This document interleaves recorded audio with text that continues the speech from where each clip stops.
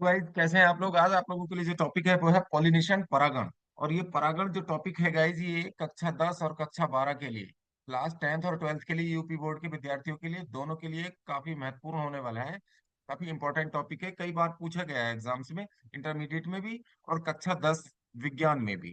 ठीक है, तो आज पढ़ेंगे हम पॉलिनेशन। पॉलिनेशन किसे कहते हैं आज समझेंगे गाइस। ठीक है, तो सबसे पहले देखेंगे परागण किसे कहते हैं, पॉलिनेशन। देखिए गाइज, ये पुष्प की जो संरचना होती है, फूल, तो फूल का एक भाग होता है नर और दूसरा भाग होता है मादा गाइज। ठीक है, ये मादा भाग है। ठीक है, यहाँ पर ये ओवरी है, ओवरी के अंदर ये बीजांड होते हैं। ओके, तो यहाँ पुष्प का ये मादा भाग है और इसके साथ ही ये पुष्प का नर भाग होता है। नर भाग को कहते हैं एंथर। ठीक है, या परागकोश। एंथर, और एंथर के अंदर क्या बनते हैं, इस एंथर के अंदर गाइज बनते हैं परागकण, यानी कि पोलन ग्रेन्स बनते हैं गाइस इसके अंदर, ये आप लोगों को पता होगा। तो पोलन ग्रेन्स कहाँ बनते हैं, पोलन ग्रेन्स यानी परागकण बनते हैं एंथर के अंदर, यानी परागकोश के अंदर। और ये वाला जो भाग है पुष्प का मादा भाग, इसको गाइनोसियम या स्त्रीकेसर कहते हैं। ये पुष्प का मादा भाग है। तो इस पुष्प के मादा भाग का ये जो प्लेटफॉर्म है, तो ये वाला भाग कहलाता है इसका स्टिग्मा गाइस। स्टिग्मा या वर्तिकाग्र, इसको वर्तिकाग्र या स्टिग्मा के नाम से जाना जाता है। तो गाइस, तो वर्तिकाग्र ये है पुष्प का मादा भाग, तो मादा भाग के ऊपर यहाँ वर्तिकाग्र पर, ठीक है, नेक्टर होता है। तो यहाँ पर परागकण क्या होता है, परागकण के पहुंचने की क्रिया, ये फटेगा एंथर और इसमें से परागकण रिलीज होंगे। और परागकण कहाँ पहुंच जाते हैं, पुष्प के वर्तिकाग्र पर।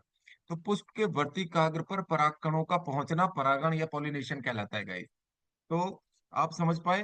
तो परागण वह प्रक्रिया है जिसमें फूल के नर प्रजनन अंग यानी परागकोश एंथर से परागकण फूल के मादा प्रजनन अंग यानी वर्तिकाग्र पर स्टिग्मा तक पहुंचते हैं, ताकि बाद में फिर स्टिग्मा के बाद में पहुंचने के बाद ये जर्मिनेट हो जाएंगे और बाद में फिर फर्टिलाइजेशन की प्रोसेस होगी। ठीक है, यानी कि निषेचन हो सके और निषेचन के बाद फिर बीज और फल का विकास हो सके। ठीक है, तो परागण आप समझ पाए परागण किसे कहते हैं। और सीधी भाषा में एक लाइन में हम कह सकते हैं, परागकणों का पुष्प के वर्तिकाग्र पर पहुंचना। तो पुष्प के वर्तिकाग्र पर परागकणों के पहुंचना, ये क्या कहलाता है, परागण कहलाता है। एक लाइन में आप ऐसे भी लिख सकते हैं। ठीक है, अब आता है परागण क्यों होता है गाइस, परागण की क्या जरूरत है, तो बीज बनने के लिए। ठीक है, बीज बनने के लिए होगा, अगर परागण प्रोसेस नहीं होगी तो निषेचन नहीं होगा, निषेचन नहीं होगा तो बीज नहीं बनेगा। तो इसलिए बहुत आवश्यक है परागण, पौधों की प्रजनन प्रक्रिया के लिए ये बहुत जरूरी है। फसल और फल उत्पादन के लिए, ठीक है, फसल के लिए और फल उत्पादन के लिए जरूरी है। फल नहीं बनेंगे, फलों का विकास नहीं होगा, पॉलिनेशन नहीं होगा तो, फर्टिलाइजेशन नहीं होगा तो। ठीक है, फिर जैव विविधता बनाए रखने के लिए भी पॉलिनेशन का यानी कि परागण का महत्व होता है। आगे चलते हैं भाई, परागण।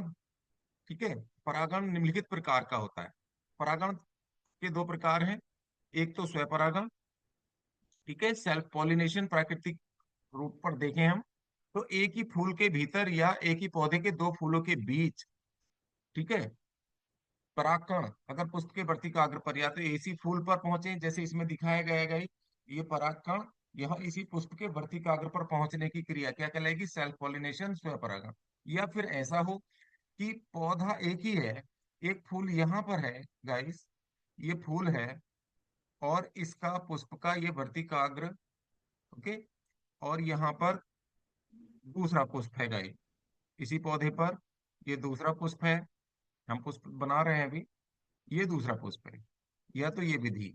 और यहां से परागकण इस वाले पुष्प से एक ही पौधे के, ठीक है, पौधा एक ही है और इस पुष्प से मतलब एक ही पौधे के एक पुष्प के परागकण दूसरे पुष्प के वर्तिकाग्र पर अगर पहुंच जाते हैं तो इसको भी स्वपरागण कहा जाता है गई। इसी इस प्रोसेस को भी क्या कहा जाएगा, स्वपरागण। या तो सेम फ्लॉर्म, उसी पुष्प भी वही हो और उसी पराग कोश, उसी पुष्प के पराग कोश से परागकण उसके स्टिग्मा तक पहुंच रहे हैं तो इसको स्वपरागण कहेंगे। इसको कह सकते हैं या तो एक ही फूल के भीतर या एक ही पौधे के दो फूलों के बीच। अब आप समझ गए, तो दोनों के बीच होने वाले जो ये जो प्रोसेस है, ठीक है, परागकणों का पहुंचना पुष्प के वर्तिकाग्र पर या तो एक फूल के या एक पौधे के दो फूलों के बीच। ठीक है, ये प्रोसेस जो है स्वयं परागण कहलाएगी। और ये उदाहरण है मूंगफली, टमाटर, मटर आदि में इस प्रकार का पॉलिनेशन देखने को मिलता है, सेल्फ पॉलिनेशन। दूसरा प्रकार है गाइस पर परागण, ठीक है, क्रॉस पॉलिनेशन। क्रॉस पॉलिनेशन क्या होता है गाइस? ये पौधों के फूलों के बीच, ठीक है, अलग अलग पौधों के, मतलब एक ही प्रजाति के होंगे। इसमें ये भी लिख सकते हो एक ही प्रजाति के, ये नहीं कि आम और केले के बीच हो सकता है, ठीक है, आम या और दूसरे नाशपाती के बीच हो सकता है, नहीं, एक ही प्रजाति के पौधे होने चाहिए, ठीक है, एक ही प्रजाति के अलग अलग पौधों के फूलों के बीच जो परागण होता है उसे पर परागण या क्रॉस पॉलिनेशन कहते हैं। मान लीजिए एक पौधा, एक फूल ये है, और दूसरा पौधा और इसका फूल ये है, तो एक ही प्रजाति के, ठीक है, इसके परागकण दूसरे पौधे के पुष्प के वर्तिकाग्र पर पहुंच जाते हैं। प्रजाति वही होनी चाहिए, तो इस प्रकार का परागण क्या कहलाएगा? पर परागण या क्रॉस पॉलिनेशन कहलाएगा। ये गाइस कीटों द्वारा भी होता है, ठीक है, हवा द्वारा भी होता है। इस प्रकार का जो परागण है कीड़ों के द्वारा होता है, ठीक है, हवा द्वारा भी होता है। और कुछ पौधे ऐसे हैं जैसे वेलिस्नेरिया है, वेलिस्नेरिया है, ये जल के अंदर डूबे हुए पौधे होते हैं, जलमग्न होते हैं ये, तो वेलिस्नेरिया है। और हाइड्रिला है, ये दो पौधे ऐसे हैं जिनमें परागण जल के द्वारा होता है, क्योंकि ये जल के अंदर डूबे हुए पौधे होते हैं, इनके अंदर फ्लावरिंग होगी तो पानी के द्वारा ही इनमें परागण होगा। वेलिस्नेरिया में जलीय पौधे हैं, और हाइड्रिला, इन दो पौधों में जल के द्वारा परागण होता है, हवा द्वारा, जल द्वारा, कीटों द्वारा।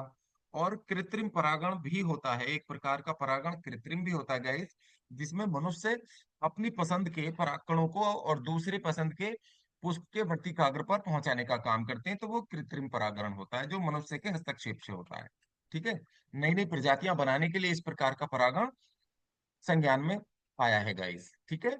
अब आता है देखिए नेक्स्ट, परागण का कृषि में क्या महत्व है?